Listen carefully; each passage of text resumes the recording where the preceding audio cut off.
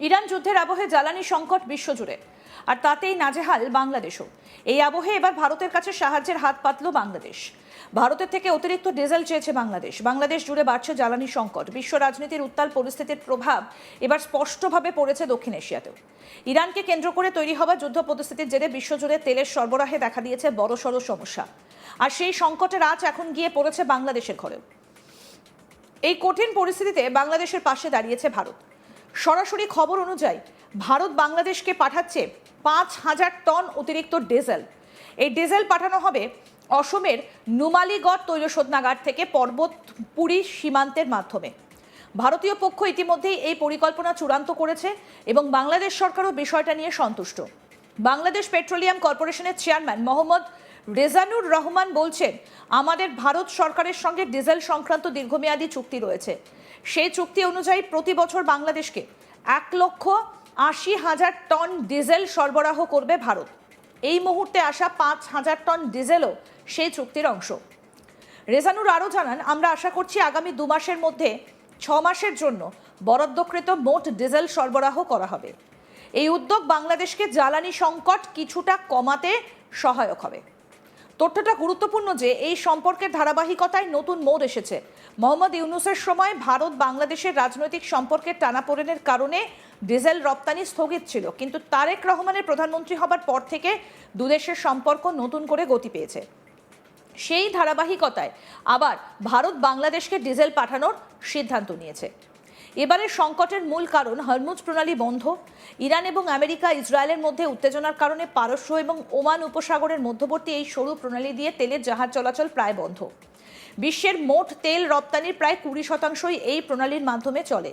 প্রণালীর 2 পাশে দাঁড়িয়ে রয়েছে বিভিন্ন দেশের অসংখ্য জাহাজ এবং তেলবাহী ট্যাঙ্কার।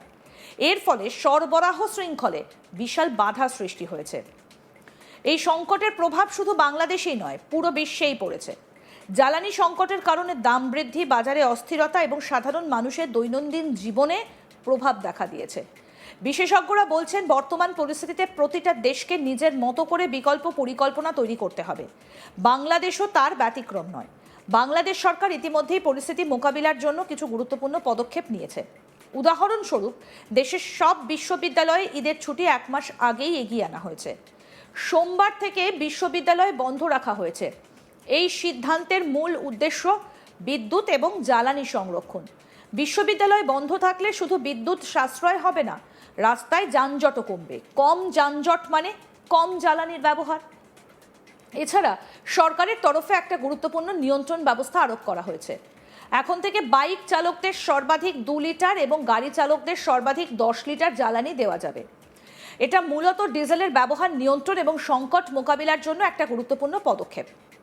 বাংলাদেশের জনগণ ইতিমধ্যে এই সংকটের প্রভাব অনুভব করছেন। বাজারে সিলিন্ডারের দাম 2 গুণ থেকে 3 গুণ পর্যন্ত বৃদ্ধি পেয়েছে। গ্যাসের অভাব এবং দীর্ঘ লাইনের কারণে মানুষ দৈনন্দিন জীবনে দারুণ সমস্যার সম্মুখীন হচ্ছেন। এমন পরিস্থিতিতে ভারত থেকে ডিজেল আমদানির সিদ্ধান্ত বাংলাদেশ সরকারের জন্য একটা বড় আশ্বাস। বিশেষজ্ঞরা বলছেন, ভারত থেকে ডিজেল আমদানির এই উদ্যোগ কেবল বাংলাদেশের চাহিদা মেটাবে না, বরং দুটো প্রতিবেশী দেশের মধ্যে কূটনৈতিক সম্পর্কও শক্তিশালী করবে। এ ধরনের সহযোগিতা দ্বিপাক্ষিক সম্পর্কের ক্ষেত্রে একটা নতুন দিগন্ত খুলে দেয়। পরিস্থিতি আরও বিশদে দেখা যাক। হরমুজ প্রণালী বন্ধ থাকায় বিশ্বের অন্যান্য দেশও বিপাকে। তেল বাজারে দর প্রতিদিনই পরিবর্তিত হচ্ছে। মধ্যপ্রাচ্যের দেশগুলোর উৎপাদন প্রায় সীমিত, আর আন্তর্জাতিক বাজারে সরবরাহ কম হওয়ায় দাম বাড়ছে। বাংলাদেশ সরকারের উদ্যোগ শুধু দেশের জন্যই নয়, সমগ্র অঞ্চলের জন্য গুরুত্বপূর্ণ। বিদ্যুৎ সাশ্রয় এবং যানজট কমানোর পাশাপাশি সরকার আরও কিছু পদক্ষেপ নিয়েছে। শিল্পক্ষেত্রে উৎপাদন কিছুটা সীমিত করা হয়েছে, যাতে জ্বালানির ব্যবহার নিয়ন্ত্রণে রাখা যায়। শীতলকরণ ব্যবস্থার ব্যবহারে নিয়ন্ত্রণ আরোপ করা হয়েছে। এই সমস্ত পদক্ষেপের উদ্দেশ্য দেশের জ্বালানি সংকট মোকাবিলায় প্রয়োজনীয় উদ্যোগ নেওয়া। এবার আমাদের নজর দিন ভারতের পরিকল্পনার দিকে। ভারত অসমের নুমালীগড় থেকে এবার আমরা নজর দিই। কোন দিকে নজর দেব এবার আমরা, যে ভারতের পরিকল্পনাটা ঠিক কী রয়েছে সেদিকে। ভারত অসমের নুমালীগড় থেকে ডিজেল পাঠাবে। এটা পর্বতমুখী সীমান্তের মাধ্যমে বাংলাদেশের হাতে পৌঁছবে। এই উদ্যোগ ভারতের দিক থেকেও একটা কৌশলগত সিদ্ধান্ত। প্রতিবেশী দেশকে সাহায্য করা এবং রাজনৈতিক সম্পর্ককে সুদৃঢ় করা, এটা দুদিকের জন্যই লাভজনক। বাংলাদেশ পেট্রোলিয়াম কর্পোরেশনের চেয়ারম্যান মোহাম্মদ রেজানুর রহমান আরও বলছেন, আমরা ভারতের সঙ্গে চুক্তি অনুযায়ী বছরে 1,80,000 টন ডিজেল আমদানি করি। বর্তমানে আসা 5,000 টন ডিজেল সেই চুক্তির অংশ। আশা করছি 2 মাসের মধ্যে 6 মাসের বরাদ্দকৃত ডিজেল সম্পূর্ণরূপে আনা সম্ভব হবে। বিশেষজ্ঞদের মতে এই পদক্ষেপ শুধুমাত্র তাৎক্ষণিক সমাধান নয়, এটা একটা দীর্ঘমেয়াদী কৌশল। আন্তর্জাতিক বাজারে জ্বালানির চাহিদা এবং সরবরাহের ওঠানামা মোকাবিলার জন্য দেশের সরকারকে আরও দীর্ঘমেয়াদী পরিকল্পনা নিতে হবে। উল্লেখযোগ্য বিষয় হলো, মোহাম্মদ ইউনূসের সময় ভারতের সঙ্গে বাংলাদেশের ডিজেল রপ্তানি বন্ধ ছিল। রাজনৈতিক কারণে সম্পর্কের টানাপোড়েন দেখা দিয়েছিল। তবে তারেক রহমানের প্রধানমন্ত্রী হবার পর পরিস্থিতি বদলেছে। দুই দেশ আবার সহযোগিতার পথে ফিরে এসেছে। বিশেষজ্ঞরা বলছেন এই ধরনের সহযোগিতা ভবিষ্যতের জন্যও গুরুত্বপূর্ণ। জ্বালানি নিরাপত্তা এবং কূটনৈতিক সম্পর্কের ক্ষেত্রে এটা একটা শক্তিশালী দিক। বাংলাদেশে বিদ্যুৎ সাশ্রয় এবং যানজট কমানোর পদক্ষেপ ইতিমধ্যেই কার্যকর হয়েছে। বিশ্ববিদ্যালয় বন্ধ থাকায় শিক্ষার্থীদের সঙ্গে সাধারণ মানুষও সুবিধে পাচ্ছে। যানজট কমছে, জ্বালানি সাশ্রয় হচ্ছে, দেশের অর্থনীতি কিছুটা স্বস্তি পাচ্ছে। পরিস্থিতি মোকাবিলার জন্য সরকার এবং আন্তর্জাতিক অংশীদারদের সমন্বয় অত্যন্ত জরুরি। ভারত থেকে ডিজেল আমদানির উদ্যোগ শুধু এক দেশের সমাধান নয়, এটা দক্ষিণ এশিয়ার জ্বালানি নিরাপত্তার একটা বড় অংশ। এছাড়াও বাংলাদেশ সরকারের পদক্ষেপগুলোকে বিশ্লেষণ করলে দেখা যায় যে এটা কেবল সংকট মোকাবিলার জন্য নয়, বরং ভবিষ্যতের জন্য প্রস্তুতি নেওয়া। সরকার চাইছেন দেশের অর্থনীতি, জনগণের জীবনযাপন এবং আন্তর্জাতিক সম্পর্ক সবকিছু সুরক্ষিত থাকুক। তাহলে সামগ্রিকভাবে দেখা যায় বিশ্বজুড়ে ইরান যুদ্ধের প্রভাব, হরমুজ প্রণালী বন্ধ হওয়া এবং আন্তর্জাতিক জ্বালানি সংকট বাংলাদেশের জন্য একটা বড় চ্যালেঞ্জ।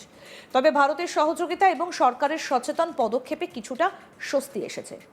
বাংলাদেশের জনগণও এই পদক্ষেপের জন্য কৃতজ্ঞ। বিশেষজ্ঞরা মনে করেন ভবিষ্যতে এই ধরনের সহযোগিতা দুই দেশের জন্যই লাভজনক এবং এটা দক্ষিণ এশিয়ার জ্বালানি নিরাপত্তা নিশ্চিত করতে সহায়ক হবে।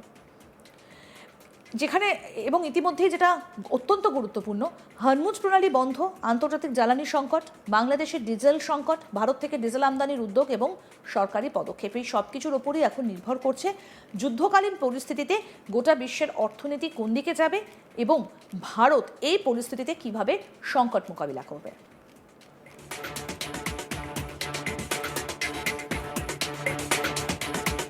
হরমুজ প্রণালী বন্ধ, যেটা গোটা বিশ্বের অর্থনীতির ওপর একটা বড় প্রেশার ফেলেছে। কারণ গোটা বিশ্বে যা তেল ব্যবহার করা হয় তার 1/3 এই হরমুজ প্রণালী দিয়ে আরব সাগর হয়ে গোটা বিশ্বে ছড়িয়ে পড়ে। তার সঙ্গে রয়েছে গ্যাস, অর্থাৎ রান্নার গ্যাস থেকে শুরু করে আরও অন্যান্য যে গ্যাস যেগুলো প্রত্যেক দিন নিত্য প্রয়োজনীয় কাজে ব্যবহৃত হয়, সেই সবের মধ্যেও কিন্তু এই মুহূর্তে একটা আশঙ্কা দানা বাঁধতে শুরু করেছে। বিশ্বজুড়ে জ্বালানি সংকট, নাজেহাল বাংলাদেশ। এই আবহে এবার ভারতের কাছে সাহায্যের হাত পাতল বাংলাদেশ। ভারতের থেকে অতিরিক্ত ডিজেল চেয়েছে বাংলাদেশ। বাংলাদেশ জুড়ে বাড়ছে জ্বালানির সংকট। আরও আপডেট পেতে দেখতে থাকুন আজ তাক বাংলা। সাবস্ক্রাইব করুন, নোটিফিকেশন পেতে বেল বাটন অপশন প্রেস করুন।